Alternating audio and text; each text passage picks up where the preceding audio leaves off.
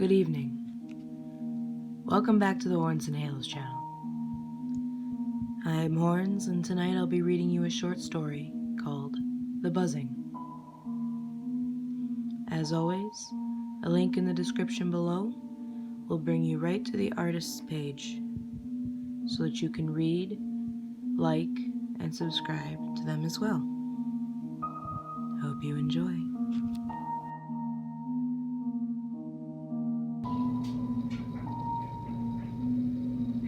For the past few days, I've been hearing this intermediate buzzing sound. At first, I thought I'd become used to it and stopped hearing it entirely, but to me, it just became more obnoxious over time. It transformed into something akin to a constant vibrating noise in the back of my head. It was difficult to focus on anything. It became so bad that I had trouble sleeping, and it's beyond me how my parents never noticed it. You know what they say, though? You lose hearing with age, so I wasn't surprised when they gave me a confused look. Tyler, my neighbor, heard it though, and I was relieved at that. It meant I wasn't going crazy. He's actually the one that brought it up when we were in my bedroom playing video games. With him at my side, I became determined to find the source of this noise. We searched my house first and placed our ears over the walls. The buzzing sound never seemed to become greater or weaker, so we decided to go outside. My original thought was that something was wrong with the air conditioning unit. I was right, it would explain why the sound transferred throughout the entire house. Needless to say, though, my theory was wrong. We stood beside the thrumming unit, watching the gigantic fan spin around inside. The unit was vibrating, but it wasn't the sound we were looking for. However, we realized the sound was louder outside than it had been in my room. Searching my backyard up and down, we came to a stop at a wooden fence surrounding the yard. We placed our ears to the fence and exchanged a knowing stare. The sound was coming from beyond the fence, and that was enough for both of us. We climbed the fence and dropped easily to the other side. The area beyond my backyard was filled with untouched forest. I had been over my fence a few times when I accidentally kicked a soccer ball over, but not often enough to really explore. My parents always complained about there being poison ivy everywhere, and there was. We skirted around it and created a path without a problem. It was really bizarre, though. All we could hear was this buzzing sound. Nothing else.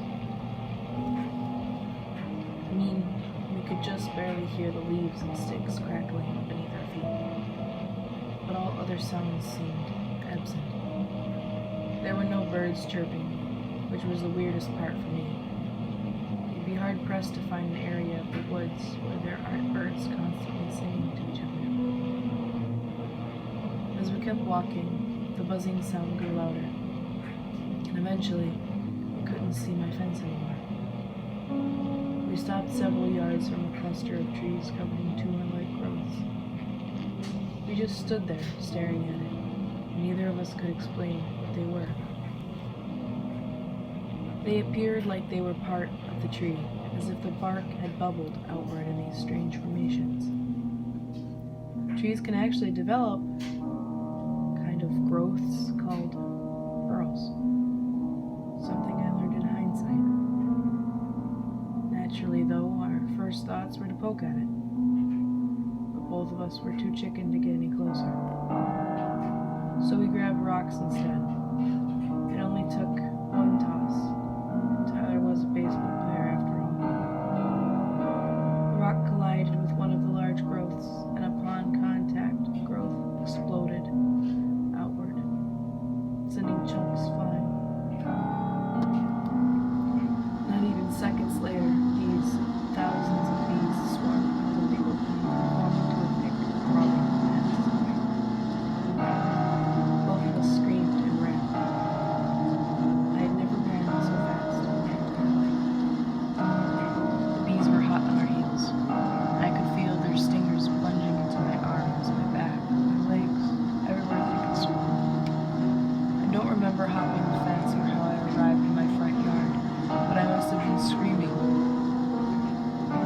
I stripped down to my underwear. My mother began to spray me and the persistent bees with the garden hose. The icy, pressurized water didn't hurt as bad as the stings or the welts that had formed instantly. I was ushered into the kitchen, given a towel. My mom began to meticulously remove the stingers with a pair of tweezers. She lost count on how many that she had removed from my body. I was only allowed to change into dry underwear since the stings needed to be iced. The swelling and welts had been unimaginable, and now I can understand how people can die from these stings. I was forced onto the couch with ice packs positioned all over my body. The majority of the stings were on my back, so I laid on my stomach, and I must have passed out sometime later. I woke the next day in the same position, and the ice packs had been removed. My mom refused to let me change into comfortable clothing until she inspected all of the welts. Thankfully, the swelling had reduced significantly since the previous day. Over a bowl of soup, I learned my parents called an exterminator after the incident. Apparently, there had been bees angrily flying around our yard and some of our neighbors' yards. By that point, everyone on the street could hear the enraged buzzing. The exterminator arrived promptly and followed the trail of chaotic bees back to the nest. The man actually told my parents that it had been the largest colony he had ever seen. He sprayed so much chemical that he didn't want anyone near the area. Not that anyone wanted to go investigate for themselves. The whole situation made me feel like a complete idiot. How could I have been so stupid? My only consolation was that Tyler might have suffered just as bad as me with the bees' stings. I brought this up to my parents and asked how bad his injuries were. My mother gave me a petrified expression that I'll never forget. There had been nobody behind me when I raced around the side of the house. She hadn't even been aware that Tyler had gone back there with me. I felt guilty, beyond guilty.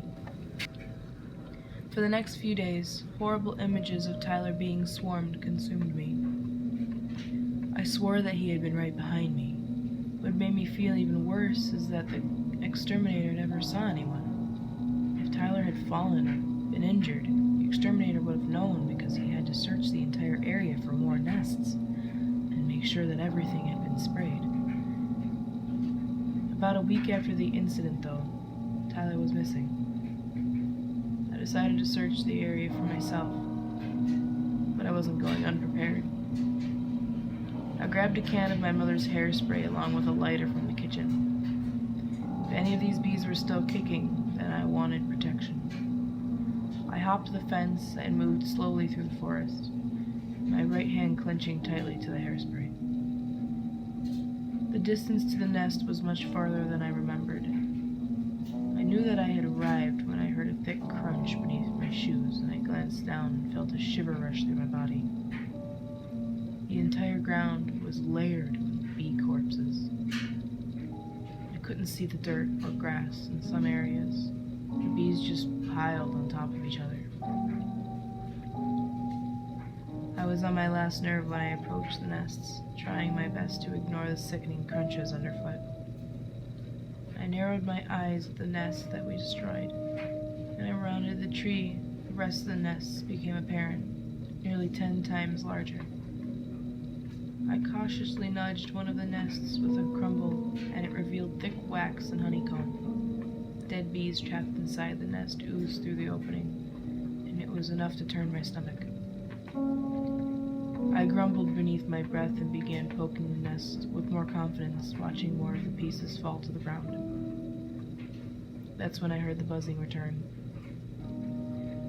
My heart skipped several beats, and I nearly stumbled backwards and landed in the disgusting ruin of bees. I sprinted back several feet and raised the hairspray with the lighter, ready, watching the nests from all angles. These bees could appear from anywhere. They must have formed their nests throughout the cluster of trees. It was very possible that their nests extended into the ground as well, and beneath the roots. I bit my lip and waited for the swarm to appear, like last time, but they never did. Instead, an odd, disturbing sight took my surprise, enough for me to lower my guard. I left the clearing, filled with dead bees, and stepped through several bushes, trying to confirm what I was seeing. My whole body quivered, and I wanted to call out. My voice failed me, though. It might have just saved my life. Not even 10 yards from me was Tyler. He was just standing there, with his back facing me. But something was wrong. His movements were off. His body was twitching involuntarily, and when he took a step, his posture was rigid, while his arms were locked in janky positions. Despite the horrible feeling in my gut, I wanted to call out to him. He was my friend, after all. But my concern quickly transferred into fear. Tyler turned and lolled his head to the side as if his neck were broken. He knew I was there, yet he couldn't see me. His eyes were gone. 2 dark sockets stared back at me, with bees crawling in and out of them. Sores layered his flesh, which had turned into gaping holes, and a vicious fluid was running down his chin. I was too scared to move. I only ran when Tyler began to lumber towards me, swaying back and forth and twitching.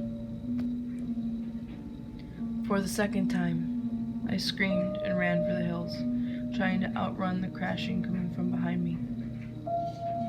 When I scrambled over the fence, I felt the wood scraping my skin, but I didn't care. I pounded on my back door crazily and slammed it shut once my mother let me inside.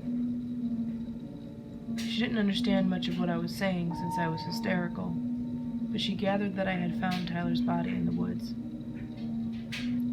By the time the police arrived, they waited for me to calm down, so that I could explain what I saw. It was a mess, and they must have thought I was nuts. They searched in the area where I saw Tyler, but they didn't find him. They found his body yards upon yards further away by a creek. Tyler had been reclined on his knees, with his forehead against the ground, immobile, dead. I refused to ID him. I couldn't see those empty sockets again. When I recovered from the event, I wanted to know what happened. I emailed the pathologist who performed Tyler's autopsy and practically begged for answers. I needed a logical explanation for what I had saw.